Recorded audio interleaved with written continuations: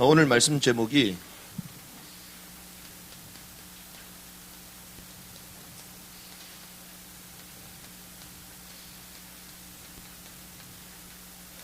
남은 자의 왕국 이탈이에요. 이게 무슨 말이냐면요, 지금까지 우리가 왕국에 대한 중요한 얘기를 쭉 나눴는데 제일 중요한 게 뭐냐, 왕국에 이탈되면 돼야 안 돼요? 근데 왕국에 이탈되는 사람이 나와요. 그게 오늘 본문에 나오는 가룟 유다입니다. 그래서 마지막 시대에, 죄송합니다만 제가 볼 때는요 거의 다 떨어지거든요. 지금 우리가 겨울이 찾아왔고 눈이 지금 내리고 이런 가운데 있는데, 그렇게 무성했던 푸르른 잎도 가을이 지나고 겨울 되면 다 떨어지잖아요. 마지막 대환란 때에 바른 믿음을 안 가지고 있으면 다 떨어집니다. 그래서 주님이요, 이 대환란의 덫에 걸리지 않도록 깨어 기도하라 말씀하셨거든요. 저와 여러분들이 깨어서 기도해야 될 줄 믿습니다. 그러면 대환란이 뭐냐 도대체? 그럼 마지막 시대가 뭔가? 이걸 알아야 되겠죠. 그리고 어떤 분은 뭐 천국도 몰라가지고 그러는데 대부분 천국을 잘 몰라요. 죽으면 간다 생각하거든요. 성경에 그렇게 안 되어 있습니다. 그래서 저와 여러분들이요, 단순한 천국 이게 아니고 하나님이 우리에게 가져다 주실 하나님의 왕국, 이 왕국을 소유하고 침노하는 은혜 있길 바랍니다. 여기에 이탈한 인물이 나왔는데요, 그게 가룟 유다예요. 그래서 오늘 말씀을 통해서 우리가 성경의 핵심을 먼저 좀 봐야 되겠는데요. 성경의 핵심이 뭡니까? 말 그대로 하나님의 왕국이잖아요.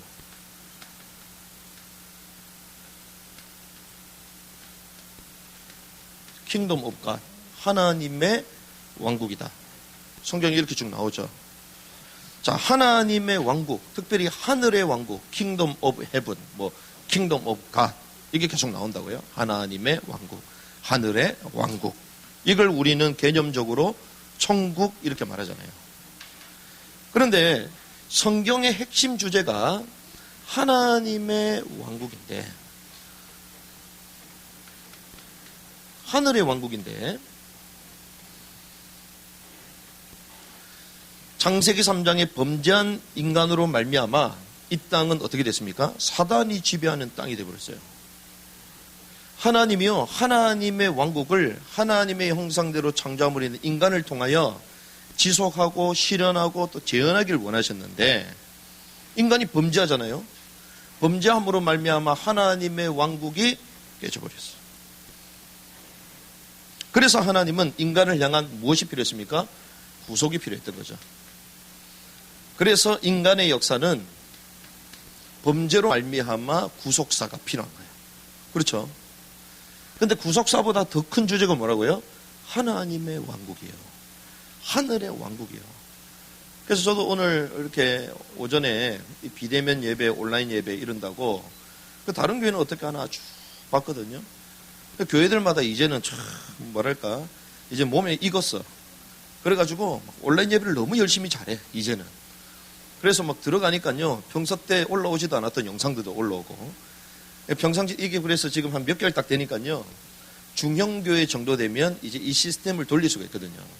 처음에는 안 하니까 낯설잖아요. 근데 몇 개월 딱 지나니까 이게 이제는 몸에 익은 거야. 시스템도 자주 돌릴 수 있는 거예요. 그러니까 교회에서는 이제 편한 거지. 그러니까 막 온라인으로 막 하는데요, 어느 목사님 탁 나왔어요. 유명한 목사님인데, 근데 이 목사님은 원래 왔다 가면서 이렇게 설교하시는 분이거든요. 근데 왔다 갔다 해요, 안 해요? 안 합니다. 왜? 사람이 없으니까.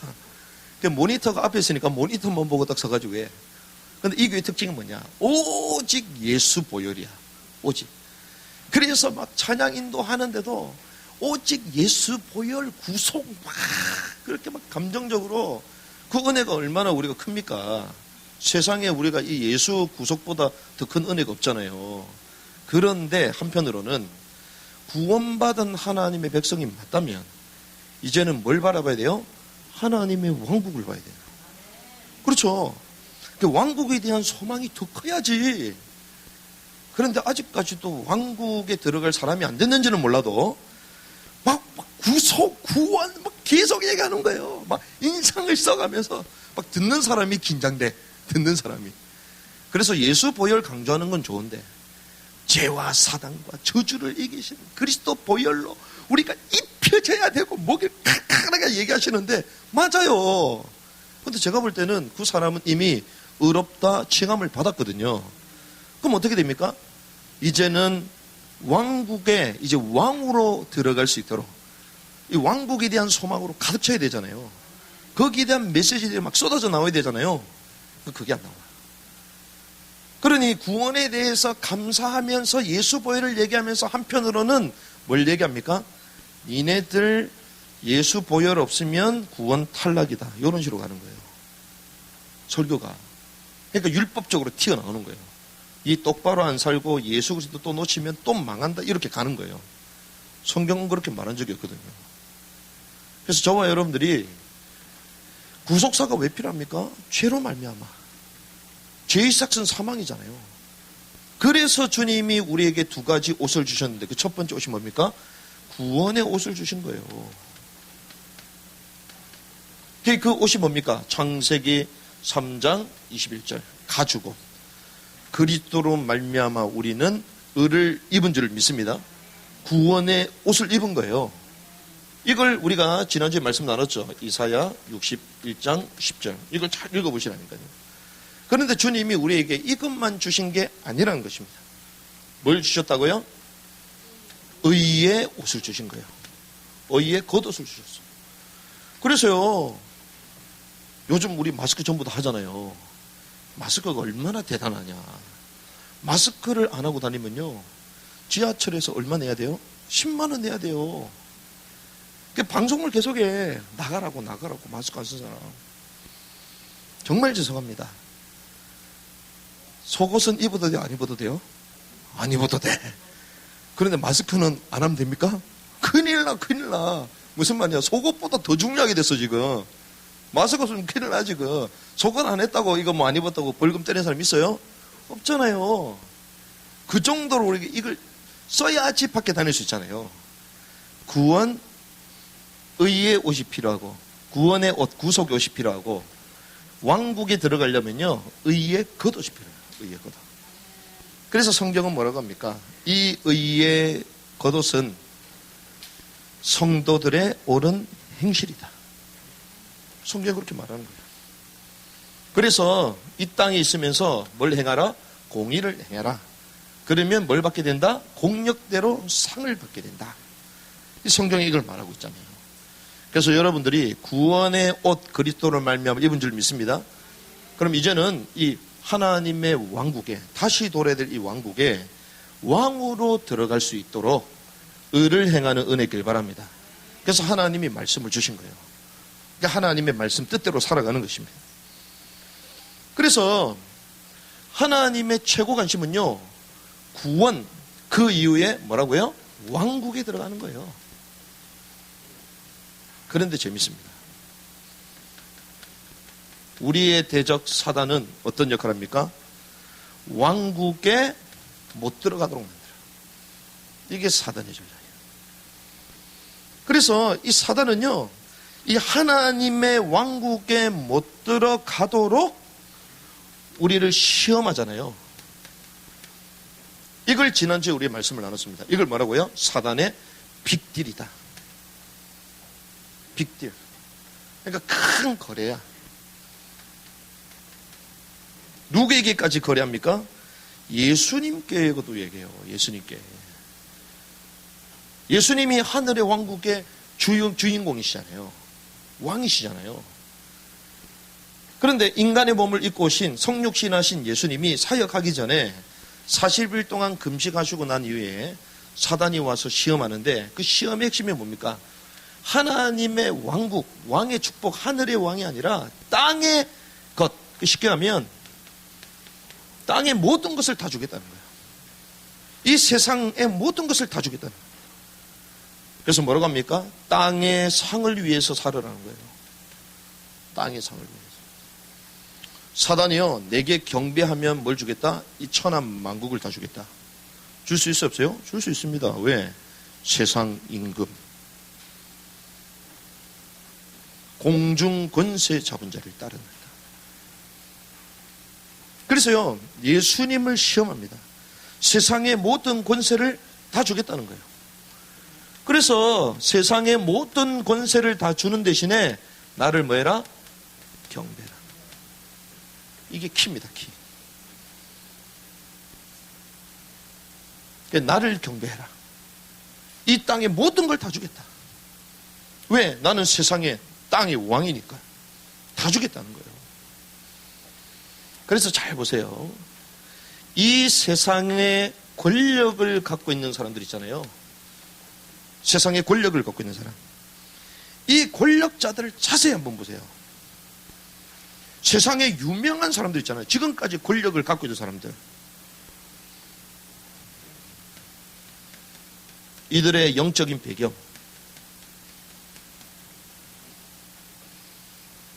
이들의 모든 영혼들이요, 사실상 이 사단에게 자기 영혼을 팝니다. 세례를 받아. 어떻게 합니까, 목사님은? 그 음모론 아니에요? 아까 봤잖아요. 세상에 어마어마한 권력을 쥐고 흔드는데 그 권력과 지식이 어디서 나오냐? 정치인, 사업가들, 대단한 사람들 보셨어요? 주변에 전부 다 누가 있습니까? 무속인이 있어. 요즘 우리들도 이사도 함부로 안 가잖아요. 손 없는 날 간다고. 그 손 없는 날 잡더라고. 근데 불신자들은 그렇게 해야 돼요. 왜? 운명과 사주팔자 가운데 걸려 있기 때문에. 사단의 말 안 들으면 죽어. 그 우환이 터지는 거예요. 그런데 우리는요, 그리스도로 말미암아 죄와 사망의 법에서 해방된 줄 믿습니다. 우리는 이미 다 해방된 사람들이요. 그런데요, 불신자들은요, 점을 칠 수밖에 없고 부적을 가지고 다니지 않으면 견딜 수가 없는 거예요. 저도 어렸을 때 학교를 다니다 보면요, 아이들 좀 이렇게 뭐랄까 애지중지 키우는 아이들, 부모님들이 애들이 있더라고요. 그런 아이들은 도시락을 싸워도 도시락 밥통부터 달라. 밥통부터. 반찬부터 달라. 일단 소세지 뭐 햄은 기본적으로 있고. 이야, 대단하다. 우리는 뭐 김치 그 국물 막 흘러가지고 범벅이 되고 막 이래 먹었는데 얘네들은 막 따뜻한 보온밥통에다가 국도 따로 있고 대단해. 밥 먹을 때 같이 먹어야 안 먹어요? 안 먹어. 안 뺏기려고. 이야, 대단하다. 그래가지고 애지중지하고요. 공부도 너무 잘하고. 그 아이들도요, 막 태워주는데요. 쫙 그 정문에 막 그랜저, 옛날에 그랜저 좋았잖아요. 그걸 탁 세워가지고 내우고 막 이래. 이야, 대단한 집인가 보다. 근데 얘 필통 가방에 딱 보면요, 부적이 있어. 신기하죠. 그게 뭐냐? 부적이래, 부적. 지갑 안에도 부적이 있어. 그러냐. 저는 그 친구 잘 될 줄 알았거든요. 그런데 그 친구는 중학생 되기 전에 사망하셨어.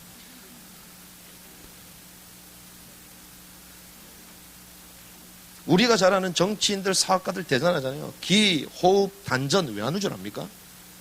요가 왜 하는 줄 압니까? 마지막 단계는요, 신하고 딱 접하는 거예요, 그게. 그 뭐 하는 거예요? 영혼 세례를 받는 거예요. 그런데 그 사람들이 세상을 끌고 갑니다. 우리가 지금 뭐 컴퓨터도 쓰고 있잖아요. 뭐 아이패드도 쓰고 있고, 스티븐 잡스. 이 사람이 구름 명상했던 사람이잖아요. 명상했던 사람.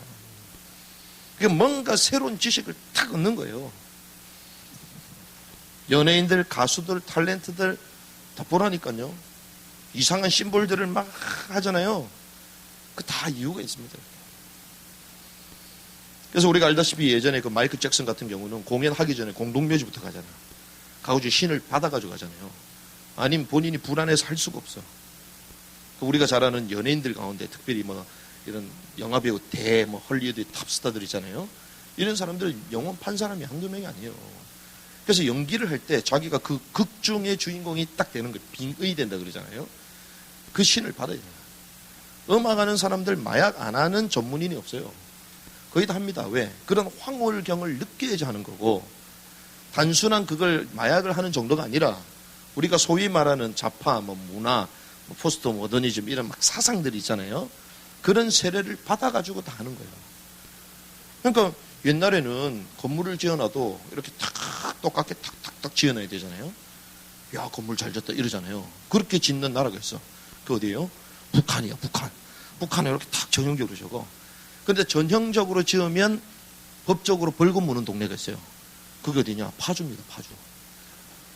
파주 출판도시 가면 건물 같아 달라요? 다 달라요. 왜? 지금 시대는 모던 시대가 아니고 포스트 모던 시대이기 때문에 건축, 미술, 음악부터 전부 다 기본적인 질서를 다 파괴시켜버린 거예요. 그러니까 그런 것들을 보면서 자란 세대는 뭔가 기준, 기존의 틀, 보수 이런 것들이 좋아요? 싫어요? 싫게 느껴지는 거예요. 그게 답답하게 느껴지는 거예요. 그래서 세상을 쥐고 있는 어마어마한 권력자들이요, 사실상 사단을 경배하고 세상의 권력을 다 가져가는 거예요. 이게 세상의 흐름입니다. 흐름. 결국 어디 못 들어가게요? 하나님의 왕국에 못 들어가고 이 땅의 권력에 그냥 종속돼 있으라는 거지. 여러분들이 영안을 뜨는 시간 되길 바랍니다. 여러분들의 인생의 가치관, 영적 가치관이요, 그레이트 리셋 돼야 돼. 싹 뒤집어져야 돼.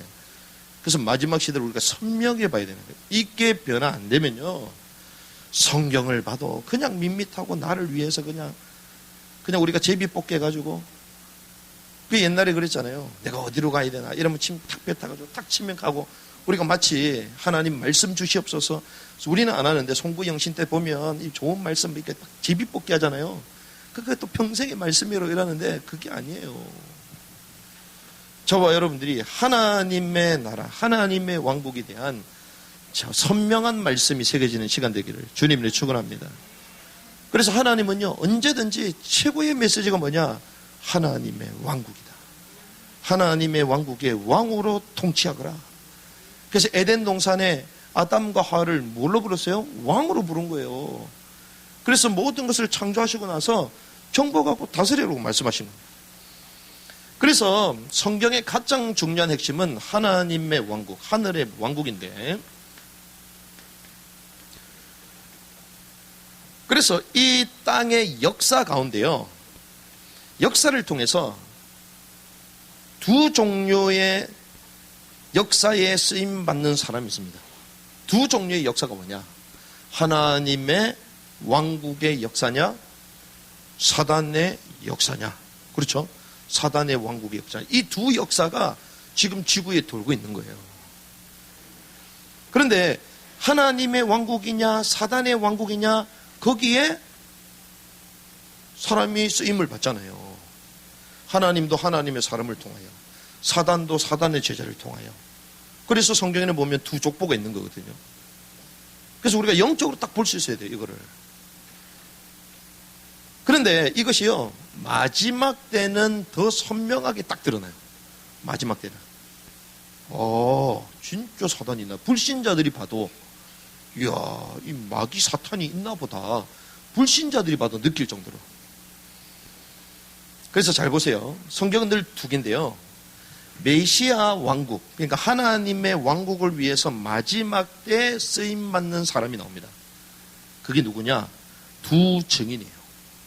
요한계시록 마지막 대환란이 터지는 그 가운데에 하나님이 마지막 시대에 쓰는 사람이 나오거든요. 그게 두 증인이야, 두 증인. 그 성경에 나오잖아요. 감이 없는 분들은 계시록 읽으시기 바랍니다. 요한계시록에 나와요. 두 증인이 대환란 때에 하나님의 역사, 하나님 살아계심을 선포하고 하나님의 사람들을 세우는 거예요. 반대로 사단의 왕국에 쓰임받는 두 인물이 있습니다. 그런데 이 사람들을 성경이 뭐라고 하냐면요,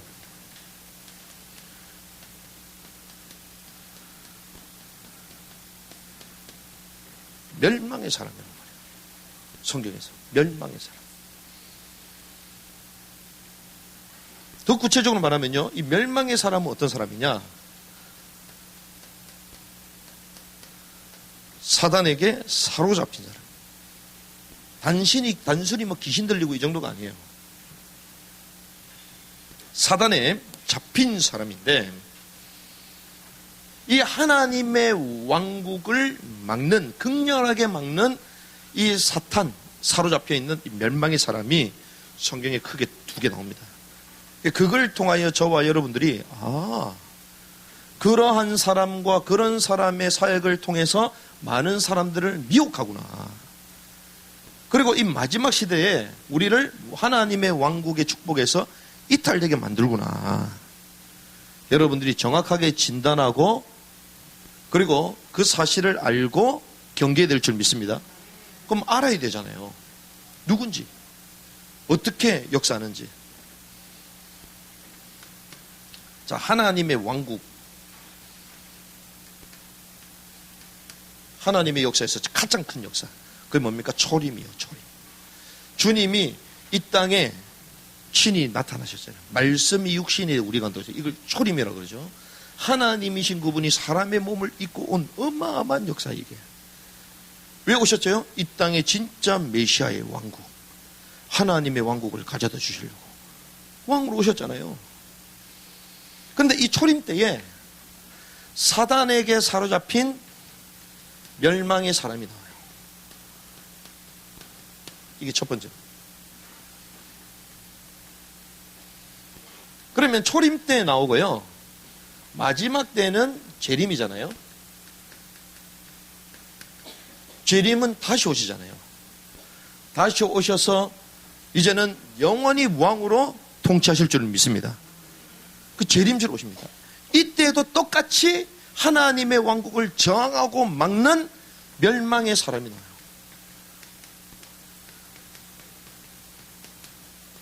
그게 두 번째예요. 자, 초림 때 주님이 이 땅에 오셔서 하나님의 왕국, 완벽한 이 죄의 사슬을 끊고 우리를 구원하시기 위하여 만왕의 왕으로 오셨잖아요. 그런데 그 사역을 못하게 하는, 막는 멸망의 사람이 나온다니까요. 그게 누구냐? 아까 말씀드렸죠? 가룟 유다. 제가 이걸 표기를 해드릴게요. 이게 유대인이에요. 예수님의 초림의 사역 터진이 어디입니까? 유대 땅이잖아요. 자, 요한복음 17장, 여러분들 시간 되시는 분은 쫙 따라오시면 좋을 것 같아요. 이 성경 요한복음 왔다 갔다 할 거니까 13장인데 17장에 딱 보면요, 12절에 이렇게 되어 있습니다. 내가 그들과 함께 세상에 있을 때에 아버지의 이름으로 그들을 지켰나이다. 아버지께서 내게 주신 자들을 내가 지켰고 멸망의 아들 외에는 그 중에 하나도 잃어버리지 아니었으니 이것은 성경 기록을 성취하려 합니다. 성경 기록에 나와 있었던 건데 이 사람을 뭐라고 합니까? 멸망의 아들이요. 근데 재밌습니다. 겉으로 볼 때는 뭐예요? 제자요. 제자잖아요, 제자. 겉으로 볼 때는 제자야. 겉으로 볼 때는 제자인데 실제는 뭐라고요? 멸망의 자식이야. 웬일입니까? 그래서 우리가 속아야 돼요? 속지 말아야 돼요? 속지 말아야 돼요. 제자라고 불리고 자칭 제자라고 말하는데 그 가운데 멸망의 자식이 있다니까. 보통 일이 아니에요, 이게. 오늘 본문에 제가 얘기했잖아요. 아버지의 이름으로 그들을 지켰나이다. 자, 아버지의 이름, 그리스도의 이름, 하나님의 이름을 부르는 자는 모두가 구원을 받게 될 줄 믿습니다. 그 말은 아버지의 이름으로 전부 다 구원받았다는 거예요. 제자들이. 그런데 누구만 한 사람, 멸망의 아들은 뭐 했다? 잃어버렸다는 거예요. 그럼 어떤 사람은 가룟 유다 구원 받았습니까? 안 받았습니까? 처음부터 안 믿었어요. 그럼 뭐다? 처음부터 구원 못 받았다. 멸망의 자식, 멸망의 자식. 멸망의 아들 외에는 그 중에 하나도 잃어버리지 아니했다. 그러면 멸망의 아들은 잃어버렸다는 거잖아요. 아버지를 믿지도 않았고 구원도 못 받았다는 거예요. 그런데 요게 한 개 더 나옵니다. 13장 우리 읽었잖아요. 10절에서 11절 보면 예수님께서 제자들 발을 씻겨주잖아요. 그 세종로를 말합니다. 세종로.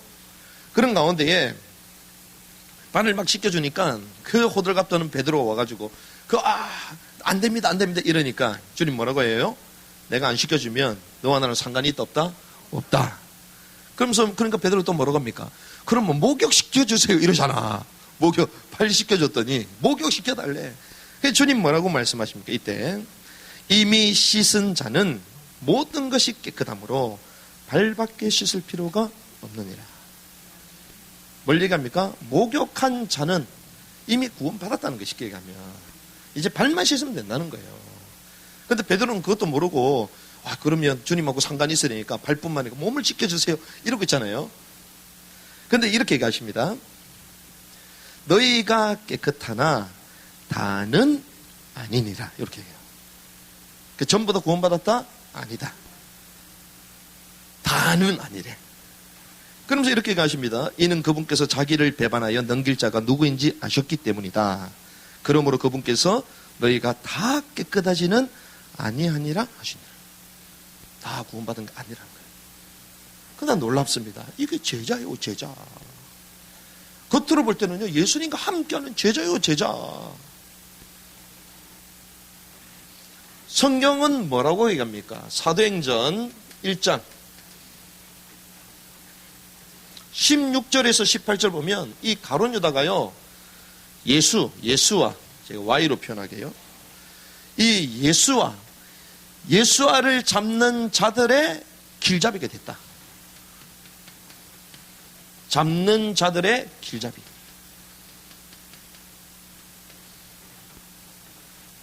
예수님을 팔아먹었던 거죠. 그런데 그냥 팔아먹었습니까? 대가를 줬어요. 대가를 받고 팔아먹잖아요. 그냥 팔아먹지 않거든요. 자기에게 유익이 되니까 팔아먹는 거잖아요. 이 가룟 유다의 실제 관심이 뭐냐? 메시아, 영적인 것, 이게 아니었어요. 진짜 관심은요, 눈에 보이는 물질이야. 소유. 이게 자기의 관심이었어요. 그래서 요한복음 12장, 아까 13장 읽었는데 그 바로 앞에 넘어가면요, 요한복음 12장에 보면 예수님이 이 세종로 이 사건은 자기가 이제 고난받고 십자가 질 것 마지막에 하시는 일이잖아요. 그 전에 어떤 사건이 있었냐면 저녁에 성경에 자세히 보면요, 다른 이 공간복음이잖아요. 여자가 나오는데 그 여자가 마리아입니다. 마리아가 나오는데 이 향유를 예수님 머리에 붓잖아요. 그게 300데나리온. 1년 동안 노동자가 일해야 될 그 정도의 금액. 그 비싼 향유를 붓잖아요. 그럼 그건 뭘 상징합니까? 예수님의 장례를 상징하는 거죠. 인류를 위하여 죽으시는 예수 그리스도. 그 말은 마리아가 영적 사실 알았다 몰랐다? 알았다는 거야. 그렇죠. 이분이 어린 양. 모든 인류를 위하여. 정결 예식을 한 거지, 쉽게 얘기하면. 거기에 쓰임 받은 거죠. 그러면 우리 돈으로 한 사람 4천만 원, 5천만 원 될 건데 4천만 원, 5천만 원. 그 큰 돈이에요, 작은 돈이요? 큰 돈이잖아요. 그런데 인류의 인생의 모든 문제를 해서 십자가를 지시는 예수님께 드리는 기념하는, 그리고 준비하는 예물이다. 커요, 작아요? 작은 거지. 그러니까 자기의 최상의 것을 가지고 와서 부었다고요. 그런데 뭐라고 합니까? 예수님의 장례를 준비했는데요, 호통치는 사람이 누구냐? 가룟 유다입니다.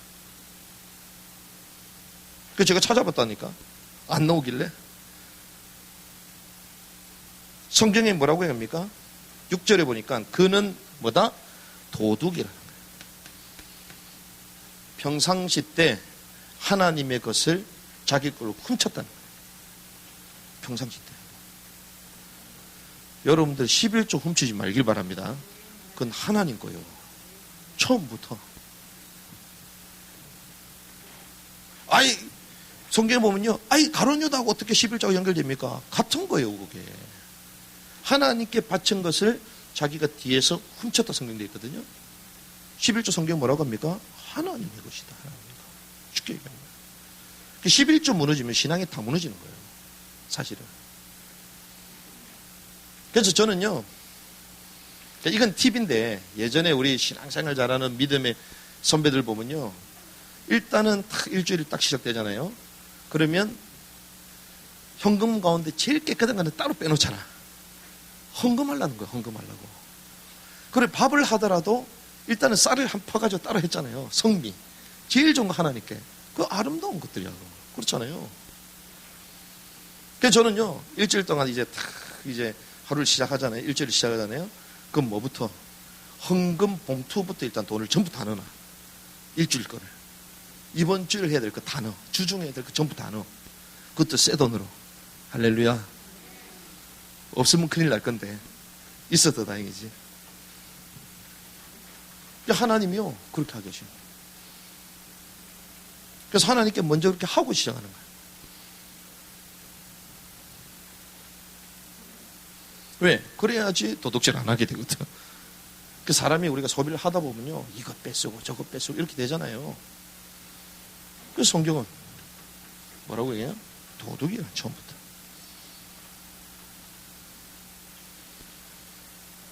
요한복음 13장 아까 읽었는데 26절에서 27절.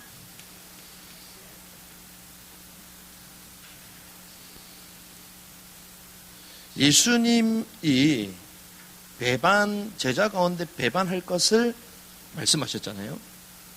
그 제자들이 누굽니까? 이랬을 때에 내가 그 빵을 주는 자가 그니라 이렇게 말씀하셨죠. 자, 빵을 주는 자가 그니라 했을 때에 가룟 유다 입장에서 생각해 보세요. 그럼 걸렸어 안 걸렸어요? 걸렸어. 큰일 났어. 그럼 어떻게 해야 돼요? 회개해야지.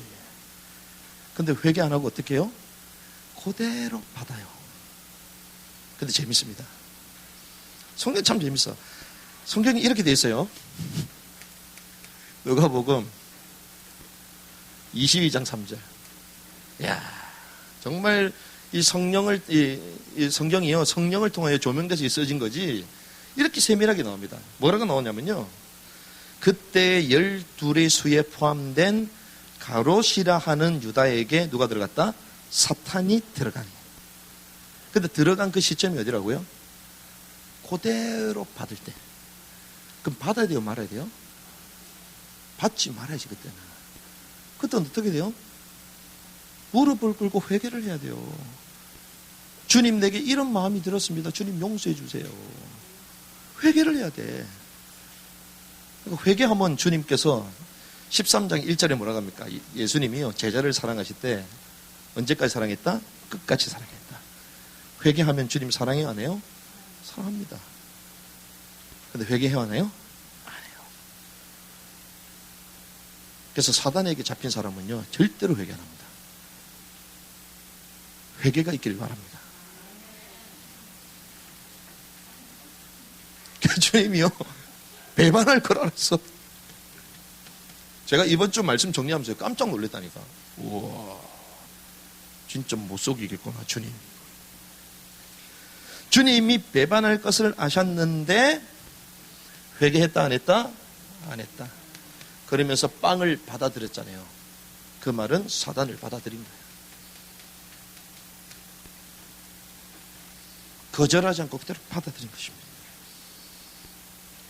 근데 성경은 진짜 재밌어요.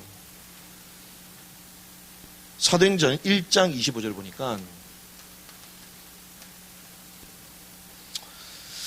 이 유라가요, 결국 어디로 갔다? 제곳으로 갔다라고 해요. 제곳. 그냥 죽었다 이렇게 말하지 않고 제곳으로 갔대요. 그 원래의 자리로 갔다는 거예요. 이 헬라로 보면요, 이디오스, 토포스 이렇게 되어 있는데요, 자기에게 속한 특별한 곳이 있대요. 자기에게 속한 특별한 곳. 유다는 자기 자신의 처소로 가려고 죄를 지음으로 그 직분에서 떨어져 나갔나이다 하고 이렇게 되어 있어. 어디에 가려고요? 자기 자신의 처소에 가려고. 그 뭘 지었다고요? 죄를 지음으로. 죄 지으면 가는 곳이 있다는 거죠. 그런데요, 제곳으로 갔다. 자기의 처소 특별한 곳이 있는데 누구에게 끌려가지고? 사단에게 끌려가지고 갔다는 거예요. 그래서 결국 어떻게 합니까? 예수님을 팔아 넘기잖아요. 그것도 맞으면 어떻게 해요? 예수님 잘못했습니다. 아니, 부끄러워서라도 그냥 몰래 알려주고 도망가야지. 근데 예수님 옆에 볼에 뽀뽀까지 하네? 제정신이 아니지. 완전 사단에게 잡힌 거지. 그 예수님이 십자가를 지게 되잖아요. 어떤 의미에서는요, 예수 그리스도는 이 땅의 왕으로 이 땅에 오셨는데 가장 비열하고 가장 부끄럽고 가장 치욕적인 십자가를 지신다는 거예요. 근데 누가 그렇게 만들어요? 가룟 유다가 만들어요. 얼마나 무섭습니까? 그래서 성경은요, 멸망의 자식이다. 아무나에게 멸망의 자식으로 얘기 안 해요. 멸망은 완전 망한다는 거잖아요. 망해가지고 자기 자신을 보가. 근데 뭐 때문에? 물질 때문에. 하나님을 안 믿어. 제자인 척했어, 지금까지. 근데 재밌습니다. 제가 왜 이걸 얘기하냐? 갑자기 왜 가룟 유다를 얘기하냐? 재림 때 멸망의 사람도 똑같아요, 지금. 그래서 성경은요, 함부로 말하지 않거든요. 두 증인도 그냥 얘기하는, 인류의 지금까지 역사 가운데에 하나님께서 친히 선택하신 두 증인이면 얼마나 대단한 인물이에요. 반대로 주님께서 성경에 친히 멸망의 자식이다라고 말하는 두 그룹이 있는데 그 중에 하나가 이거야. 가룟. 재림 때도 똑같습니다. 멸망의 사람이 있는데요. 이 멸망의 사람은 어디 나오냐? 계시록에 나오는데 두 짐승이라고 그래요. 특별히 요한계시록 13장에 나옵니다. 우리가 대환란 그러면 그냥 뭐 어려움이 있고 지진이 있고 그건 대환란이 아니에요. 그건 하나의 징조고 하나의 전조 작업이고요. 왜 대환란이 터집니까? 하늘에 큰 전쟁이 터져가지고 하늘을 짓고 있는 사단이 땅에 떨어지는 거예요. 그게 대환란이에요. 개국 이래가 무적행의 열쇠를 갖고 있는 존재인데 그 말은 죽음도 주관해. 우리가 죽고 싶어도 죽을 수가 없어. 대환란 때. 그 주님 뭐라고요? 대환란의 덫에 걸리지 않도록 깨어 기도하라는 거예요. 그럼 우리가요, 고난을 당하는데 죽고 싶어도 안 죽어. 무정에게 열쇠를 갖고 있다고 바로 그 말이에요. 무적에. 쥐고 안 들어보내줘. 계속 고난을 당하는 거지. 3년 반 동안. 그러니까 재림 때도요, 사단의 왕국을 위하여 열렬하게 헌신하고 하나님의 왕국을 저항하는 멸망의 사람이 나오는데 이게 두 짐승이라는 이름으로 나와요. 그런데 첫 번째는 바다에서 한 짐승이 나타난다. 바다. 성경에는요, 바다를 좋은 뜻으로 얘기 안 합니다. 왜? 바다 밑에 뭐가 있어요? 바다는 물이잖아요. 물 밑에 뭐가 있어요? 죽은 영혼들이 있거든. 바다를 말하는데요. 바다에서 한 짐승이 나타났다. 이 말은 바다는 성경에서는 이방을 말합니다. 이방. 그리고 여기서 한 짐승을 적 그리스도라고 말해요.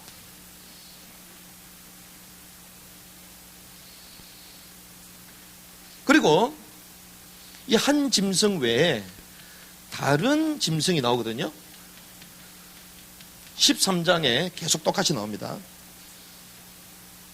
다른 짐승이 어디서 나온다? 땅에서 나온대. 땅. 근데 성경에서는요, 땅은 누구 거다? 내 거다. 주님이 말씀하신 땅은요, 유대인을 말하는 거예요. 유대 땅을 말하는 거예요. 근데 그 이름이 뭐라고요? 거짓 선지자라고 해요.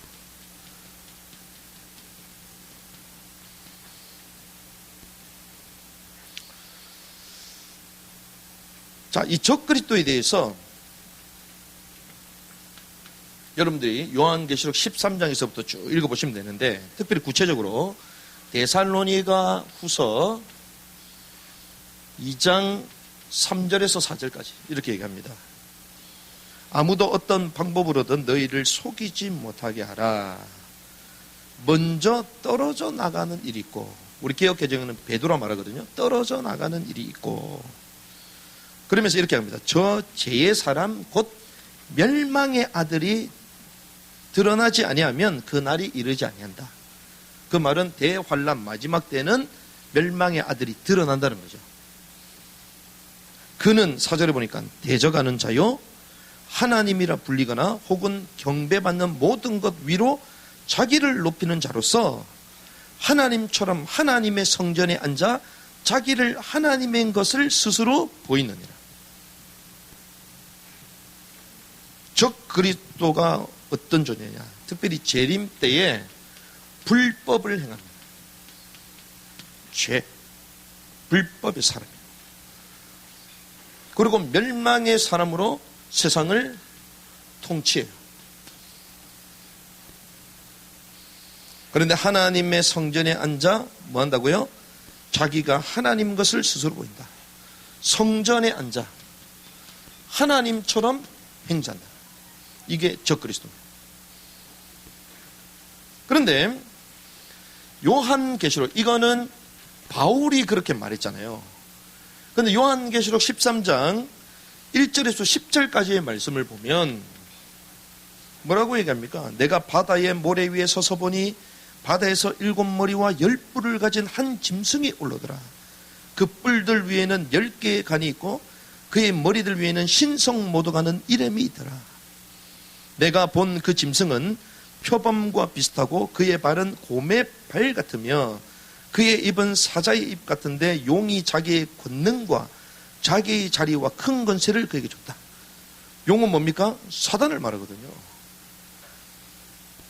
한마디로 얘기하면요,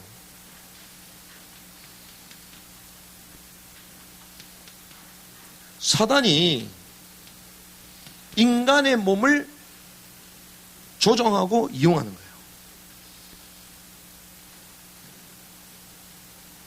용의 권세, 사단이 실제로 권세를 주는 거예요.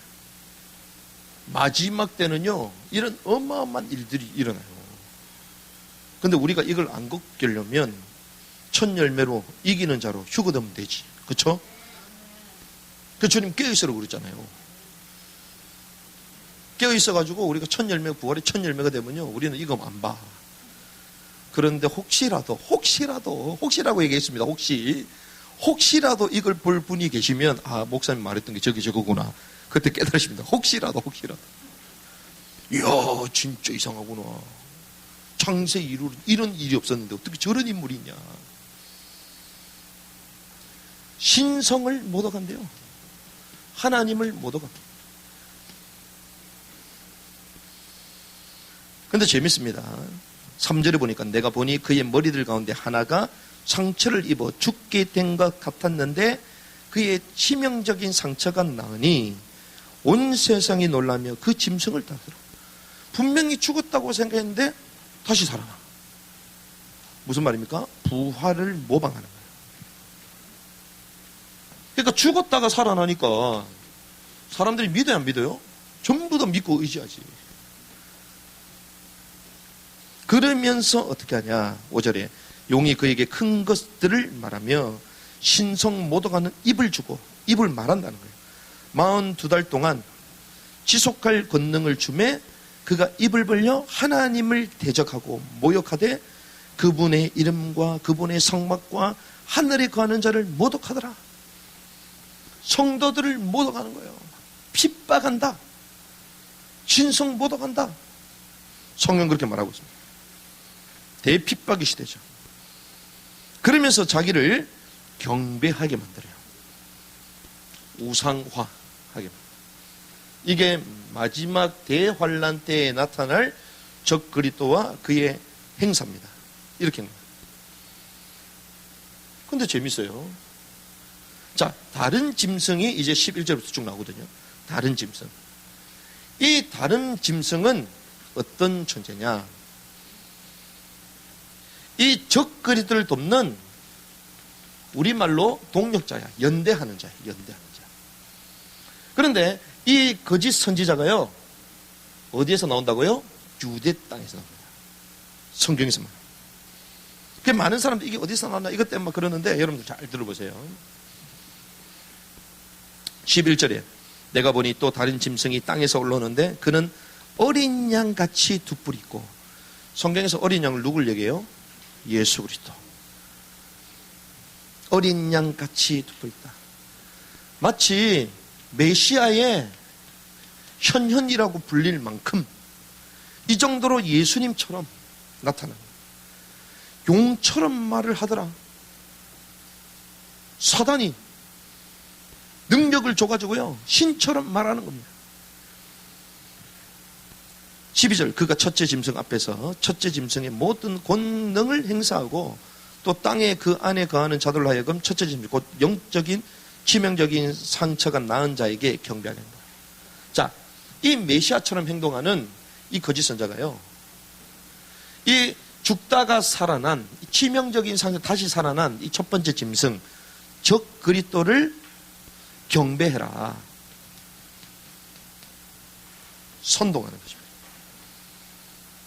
근데 선동할 정도로 영향력이 있다는 거죠. 그 말은 뭐 그때 가봐야 알겠지만 아주 선한 랍비일 가능성도 있어요.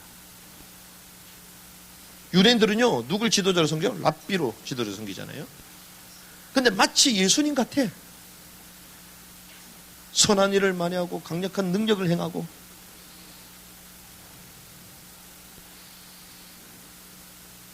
그런데 이 거짓 선지자가요 누굴 경배해라? 적 그리스도를 경배하게 만들어요. 악이 연대가 된 거죠. 그래서 사기를 치더라도요 혼자 치기 힘듭니다. 서로 팀이 있어야 돼요. 그렇죠. 적 그리스도가요 죽다 살아났는데 그 뒤에 모든 배경을 누가 만들어줘요? 거짓 선지자. 그런데 이렇게 얘기합니다. 그렇게 시스템을 만들어 놓고 표를 매기잖아요. 이 표를 가지고 있는 사람만 매매하도록 만들거든요. 근데 그 수를 보니까 666이다. 이렇게 얘기해요. 짐승의 수. 이 짐승의 수. 근데 이거를 표를 매긴다. 인을 친다는 거잖아요. 새기도록 만드는 거죠. 그래서 몸에 새길 가능성이 많습니다. 지금 뭐 베리칩 가지고 몸에 인식할 거냐 뭐 이렇게 얘기하는데 그럴 수도 있겠지만 몸에 표식을 매길 가능성이 많다. 왜? 성경에 하나님의 사람 주님 어떻게 해요? 대활란 때 인을 치잖아요. 보호하잖아요. 그럼 사단도 어떻게 해요? 똑같이 모방해요. 어떻게? 인을 칩니다. 표식을 줘요. 그걸 받으면 어디에게 속했다? 짐승에게 속했다. 그래서 레위기에요. 우리 육신의 몸을 새겨라 말아라? 새기지 말라고 얘기하는 거예요. 다 의미가 있습니다. 그런데 이 수를 보니까 짐승의 수 666 네로의 수다 이렇게 얘기하거든요. 이 네로라는 로마 황제, 이 우리가 잘 아는 뭐 히브리어, 헬라어는 이 단어에 전부 다 문자 이 글자 조합에 수가 있는 거 다 알잖아요. 이걸 네로를 딱 조사해 보니까 666이 딱 나와. 666.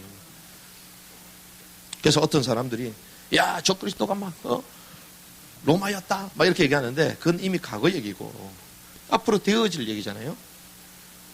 그러니까 이 말은 적 그리스도 시스템 그리고 다른 짐승 거짓 선지자 이 두 사람이 나타나서 어떻게 하나님의 왕국에 저항하고 사단의 왕국을 위하여 열렬하게 헌신한다는 거예요.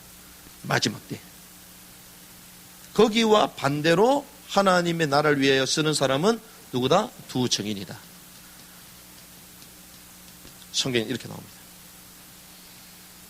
정리되는 은혜길 바랍니다.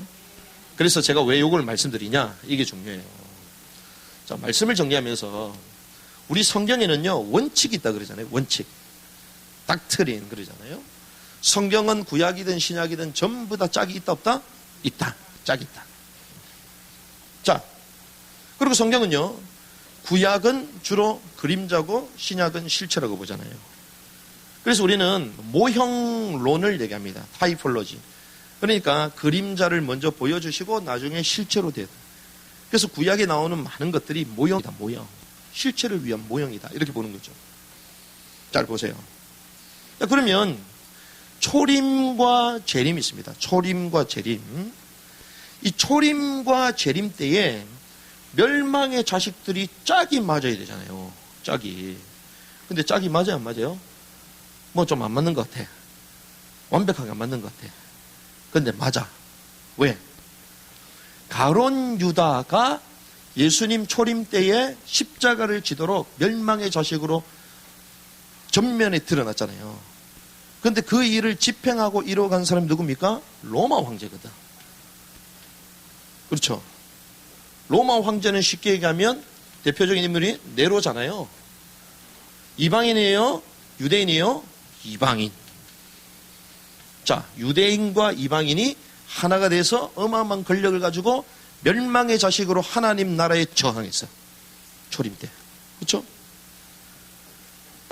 그럼 재림 때 어떻게 해요? 멸망의 자식. 이방 적그리스도가 나타나서 전면에 세우고 실제로 그 일을 만들어가고 시스템을 구축해가고 선동하는 그룹이 누구야? 유대인. 성경에 보면요, 적그리스도 영, 네로의 영이라고 말해요. 네로의 영. 영이 그를 잡아버리잖아요. 영이 들어가잖아. 사단의 영이 적그리스도 딱 들어갔는데, 적그리스도는 결국 뭐 했다는 거예요? 빅딜한 거지. 사단이 아무나한테 빅딜 안 합니다. 사단이요, 예수님 정도 되니까 시험했지. 그렇잖아요. 우리 같은 사람은 시험도 안 해. 우리는 막 시험 당했다 그러잖아요. 사단이 웃습니다. 나는 너한테 시험을 준 적이 없어. 네 혼자 괜히 고민하고 갈등하는데 사단은 그런다고요. 그렇잖아요. 그러니까 예수님은 근데 그걸 받아요, 안 받아요? 안 받아. 근데 그 어마어마한 전 세계를 통치하는 적그리스도. 사단이 볼 때는 유용한 인물이겠죠. 빅딜을 하는 거예요. 그러니까 치명적인 상처를 죽었음에도 불구하고 딱 들어가죠. 그 말은 받아들인 거예요. 적그리스도가 만약에 회개했다면 달라지겠지. 근데 성경 글에 안 돼 있잖아요. 받아들이 빅딜한 거야. 그래서 이 땅의 왕국, 사단의 왕국의 왕노릇 하겠다 이거죠. 그런데 그걸 뒤에서 부추기고 시스템을 만들고 선동했던 인물이 누구라고요? 유대인 거짓 선지자. 그러니까 이거는요, 한마디로 얘기하면요, 누굴 얘기합니까? 이게 네로의 영이라면 이거는요, 가론 유다의 영이야. 이 영이 똑같이 흐르는 거예요. 멸망의 자식들.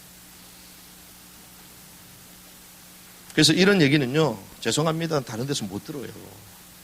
못 듣는 종류가 아니에요, 이건. 이건 성경을 제대로 아는 사람도 풀기 힘든 거예요, 이거는. 근데 저와 여러분들이 이 마지막 시대에 하나님이 바른 걸 알고 깨닫고 사역하라고 여러분들이 선명한 말씀을 가지고 정확하게 진단하고 사역해야 될 줄 믿습니다. 이렇게 멸망의 자식의 흐름이요, 이렇게 오는 거예요. 그래서 결국 어떻게 해요? 왕국에서 이탈되도록 만드는 거예요. 구원은 받았을지 몰라도 하나님의 다시 도래될 왕국의 왕으로 입성하지 말아라. 계속 저항하는 거예요. 자, 그렇게 하면요, 사단은요, 하나님의 나라 왕국, 이 왕국을 이탈케 하잖아요. 왕국에서 이탈케 하는 누굽니까? 적그리스도 마지막 전략이 있습니다. 이걸 우리가 알아야 됩니다. 오늘 적그리스도에 우리가 말씀을 나눴잖아요. 그런데 이것이 지구적 현상이에요. 지구적 현상. 전 세계를 통치하니까 지금 지구적인 현상들이 세계에 지금 돌아가고 있잖아요. 그 말은 이 땅은 이제 종말이 다 됐다. 종말론적 현상들이 계속 일어난다는 거죠. 자, 이때 우리는 어떻게 해야 되냐? 두 가지입니다. 요거 전체를 여러분들 생각하시면서 두 가지를 딱 생각해야 돼요. 첫 번째 뭐냐? 가룟 유다 잘 생각해 보세요. 겉으로는 누구였어요? 제자였습니다. 근데 실제로는 예수를 메시아로 봤어요? 안 봤어요. 그럼 왜 같이 다녔을까요? 자기 동기 때문에. 근데 남들이 볼 때는 제자야. 그것도 제일 중요한 돈을 맡고 있어. 그렇죠. 그래서 우리 교회는 돈을 아무나 맡게 안 맡겨요? 안 맡겨. 왜? 일단 사람도 없으니까. 뭐 사람이 있어야지 맡기지 뭐. 첫 번째가 뭐냐?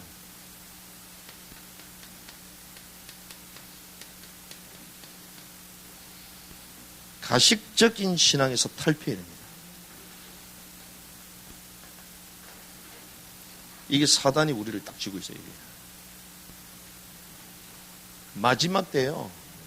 엄청난 헌신자처럼, 제자인 것처럼, 사역자처럼, 목회자인 것처럼, 교사인 것처럼 그러거든요. 가식이 철철철 넘쳐. 본인들만 몰라. 본인들만.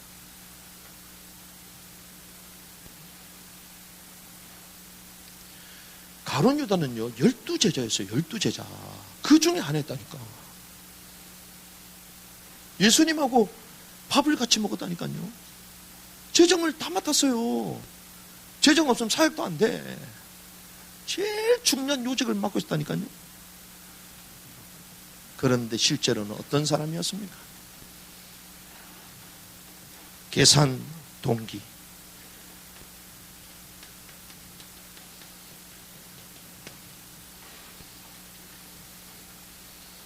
저는 뭐 얼마 되지 않았지만 지금까지 2014년부터 하나님의 은혜로 현장을 돌면서 쭉 해왔는데 한 6년 정도, 7년 가까이 보면서요. 이런 사람들 너무 많이 봤어요. 동기 계산. 좋긴 좋은데 교회는 안 와. 왜? 동기 계산. 고생할 것 같거든, 오면. 그래, 압니다, 또. 제가 없을 때는 뒤에서 욕한 것도 알거든, 나는. 자기 계산과 자기 동기.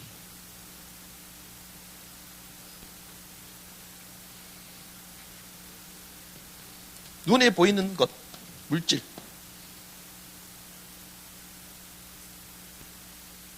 그런데 이 모든 것들이요, 사실은 여기서 유래되는 거거든요.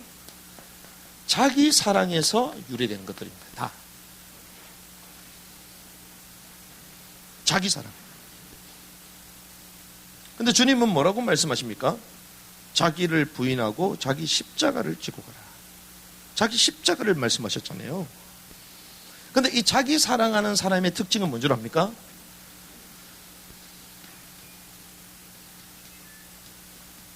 십자가만 거부해요. 다른 건 다 좋단 말이야. 근데 고난은 싫어합니다. 좁은 길은 싫어요. 왜? 나에게 뭔가 문제가 생길 것 같아요. 나. 그 말은 나 자신을 누가 통치하겠다? 내가 통치하겠다는 거예요. 그렇죠? 하나님의 왕국은 뭡니까? 하나님의 다스림을 받아야 되잖아요. 저와 여러분들이 하나님의 통치 가운데 있어야 좀 있습니다. 나의 혼도 하나님의 통치, 내 감정도 하나님의 통치, 내 상황 모든 것도 하나님의 통치를 받아야 돼요. 그 왕의 통치를 받는 거잖아요. 그런데 하나님의 통치가 아니라 자기 통치야. 누구를? 나를. 이게 얼마나 무서운 줄 압니까? IQ 200도 안 되는데 내가 나를 통치하면 돼요, 안 돼요? 큰일 났습니다. 사람 이름도 잘 헷갈려갖고 막 그러는데 그런 인생이 내가 나를 통치하면 돼요, 안 돼요? 안 되지. 유튜브 우리 뭐 온라인을 좀 한다고 줌 들었더니 줌도 지금 못 넣는데 지금. 몇 번 가르쳐도 헷갈리는데 그게 우리인데 그렇잖아요? 그 내가 내 자신을 통치하면 돼요, 안 돼요? 큰일 나지, 큰일 나지. 그러니까 세상 말로요. 능력이 없으면 눈치라도 빨라야지. 자, 내가 나를 통치하는 게 내가 제대로 될까요? 하나님이 나를 통해 내가 제대로 될까요? 진짜 나를 사랑한다면 오히려 하나님의 통치를 받아야 되죠. 그렇죠? 이게 가룟 유다가요. 뭐 사정은 모르겠습니다. 일단 뭐 홀 어머니가 계시고 뭐 자기가 뭐 먹여 살려야 될지 모르겠는데 돈을 계속 훔쳤다 그러잖아요. 주님께 맡기면 될 거 아니에요. 주님은 모든 걸 다 가지고 있는 분인데. 영원한 하나님의 왕국을 가져다 주실 분인데, 제자들이 그 얘기를 계속 3년 반 동안 계속 들었는데 본인도 들었을까 못 들었을까? 들었잖아요. 그런데 그 얘기보다 하나님의 왕국이 이 도래될 거 그거보다 여기에 있는 몇 푼 얘기 더 좋은 거야. 근데 거기 누가 들어갔다? 사단이 탁 올리고 결국 누구까지 팔아? 아니 천지의 주제요 만왕의 왕 자체를 팔아버려.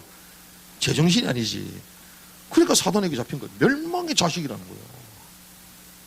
근데 이게 가룟 유다만이 아니라 마지막 시대도 똑같고 그런 시대를 살아가는 우리에게 사단이 가져다는 전략도 똑같은 거예요. 그래서 어디만 이탈되게? 왕국이 이탈되게 합니다. 자기 자신을 자기가 통치한대요. 그러니 날마다 시달리지. 그러니 날마다 헷갈리지. 날마다 고민이 많지. 그렇죠? 왜? 내가 나를 통치하니까.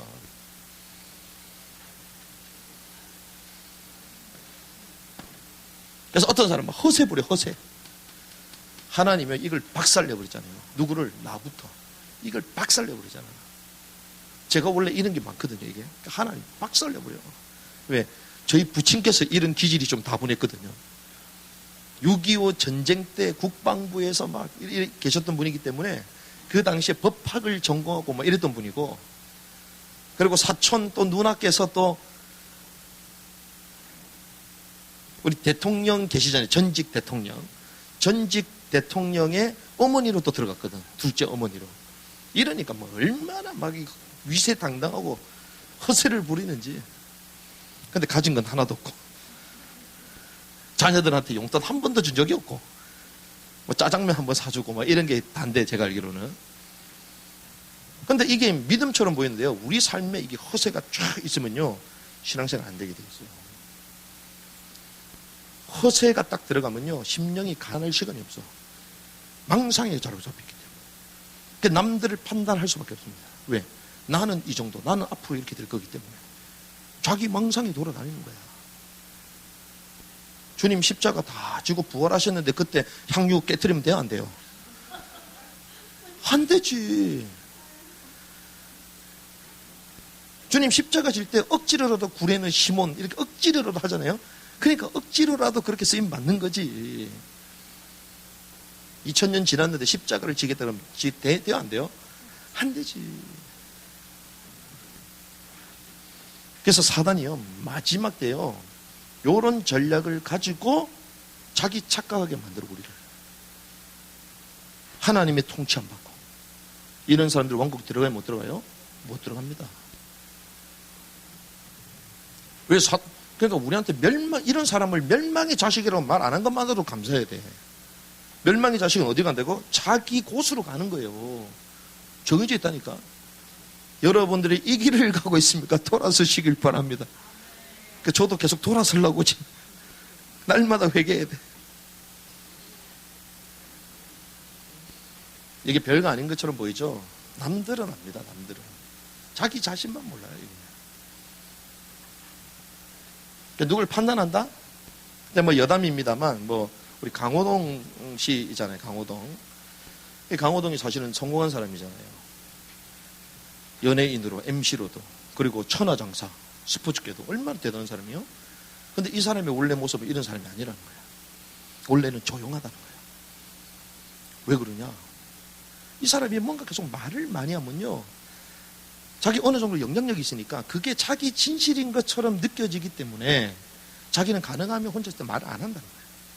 말을 안 해요. 그러니까 뭔가 말을 하면 마치 철학적인 사람처럼 또 보여질까봐 말하기 싫다는 거예요.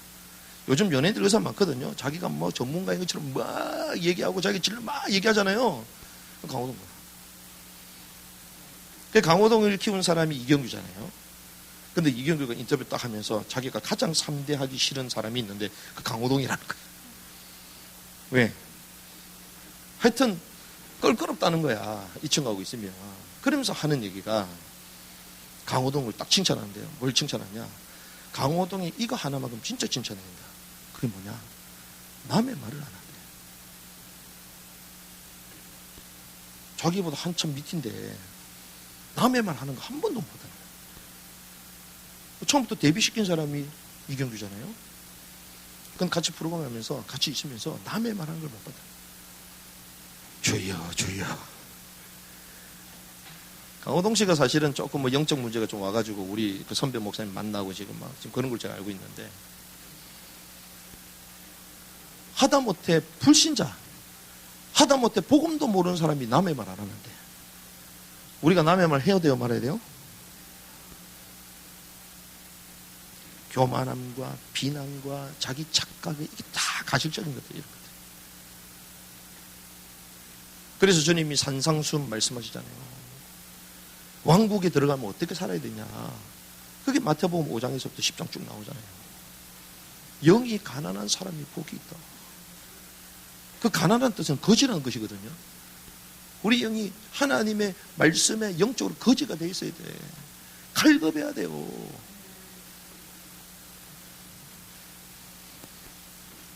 그래서 하나님은요, 마지막 때에 이런 멸망의 자식들이 간 길을 가지 않도록 우리에게 이 말씀을 주신 줄 믿습니다.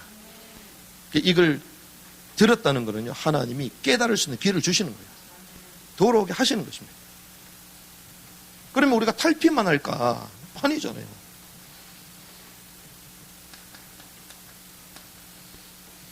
저항하는 신앙을 해보게 될 줄 믿습니다. 두 가지가 있어요. 그럼 어떻게 저항하냐? 악을 가지고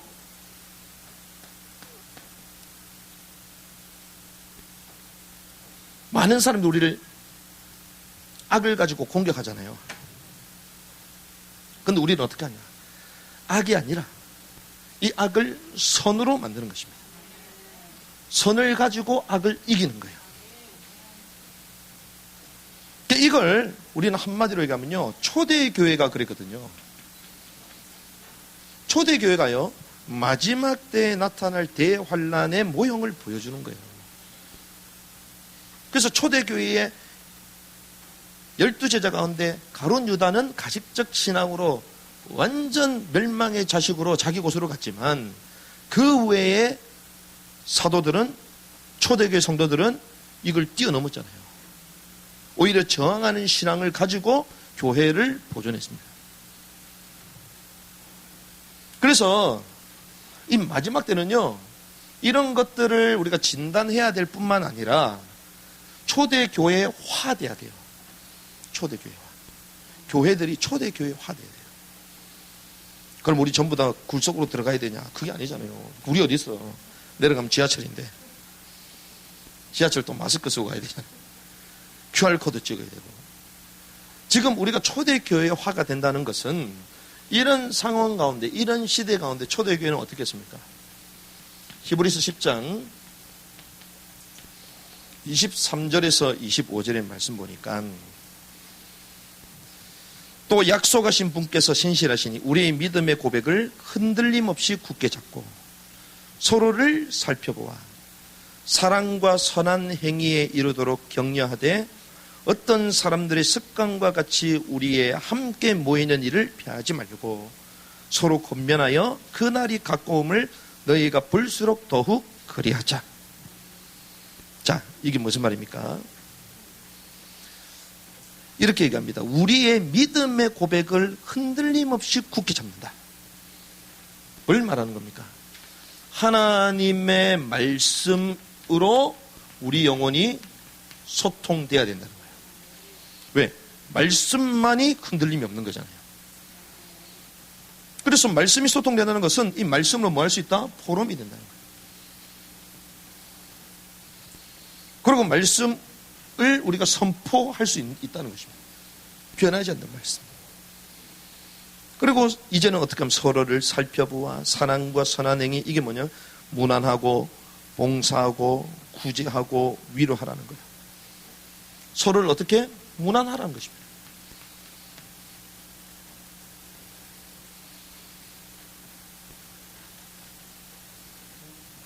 그리고 서로 돌아보고 격려하고 선한 행위를 하고 구제하라는 거거든요. 봉사하라는 것입니다. 이웃을 향하여.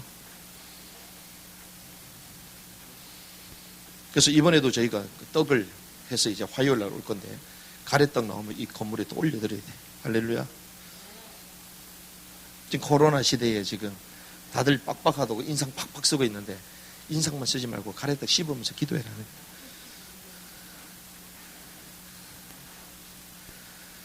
그래서 우리가요, 가족들은 무난하잖아요. 근데 여러분들 성도님은 무난하십니까? 아니, 뭐 늘 보는 얼굴인데 못 볼 수도 있어요, 이제. 코로나 3단계 되면 못 볼 수도 있어요. 왜? 코로나 3단계 되면요, 모이는 것 자체를 전부 다 폐하고 예배 방송 뭐 인원 20명 이것도 다 없어져요. 그냥 목사 1인으로 영상으로 보내야 돼, 그냥. 이런 시대가 됩니다.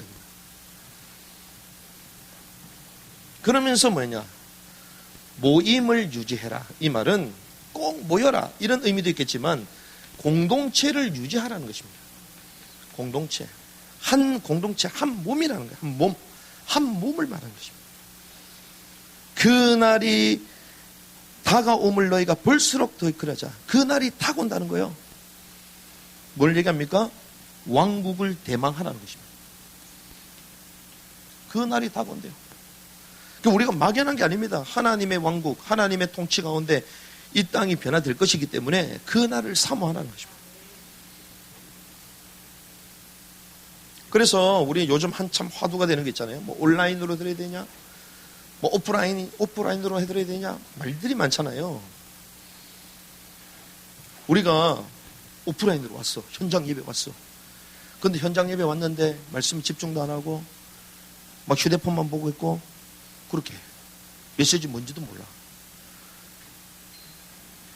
근데 집에서 온라인으로 하는데요, 온라인 옷도 갈아입고 탁 앉아가지고 말씀도 집중하고 그리고 찬양도 같이 하면서 눈물을 펑펑 흘리고 하나님께 막 감사해. 그럼 어떤 예배가 하나님 기뻐하는 예배일까요? 헷갈리기 시작한다. 이거는 형식을 말하는 게 아닙니다. 형식. 물론 우리가 형식을 고수해야 되지만 고수를 못하는 상황. 무슨 말이냐면요, 처음에는 우리가 이런 시스템이 됐을 때에 교회들이 당황했잖아요. 왜? 교회만 그러니까, 교회만. 근데 지금은 조금 형평성이 있어졌어. 조금. 완전하진 않아도. 그래서 지금 교회는 그래도 온라인으로 해가지고 얘기하잖아요. 예배 드릴 수 있도록 하잖아요. 온라인으로라도. 그런데 뭐 커피숍이나 이런 데는 못 들어가게 만들잖아, 지금부터. 이런 상황입니다. 그런데 그런 상황임에도 불구하고 형식이 중요한 게 아니라 더 중요한 거는 어떠한 방식이든 간에 말씀이 소통되어야 된다. 그리고 서로 무난하고 구제하는 헌신과 봉사가 있어야 된다. 무난하시길 바랍니다. 돌아보시길 바랍니다. 같이 밥 먹는 것도 무난하는 거예요. 그렇죠? 그리고 이 공동체 한 몸이라는 거죠. 이런 축복들을 누려야 될 줄 믿습니다. 그래서 우리가요, 물론 여기에 대해서 할 말이 상당히 많은데 크게 여러분들 쭉 보시면서요, 그렇구나, 하나님이 저와 여러분들을 처음부터 왕국의 왕의 축복을 누릴 자로 우리를 불렀다. 그런데 죄로 말미암아 우리가 이 왕국에서 떨어졌는데 하나님의 구속의 은혜로 말미암아 다시 들어갈 수 있는 신분을 해보겠다.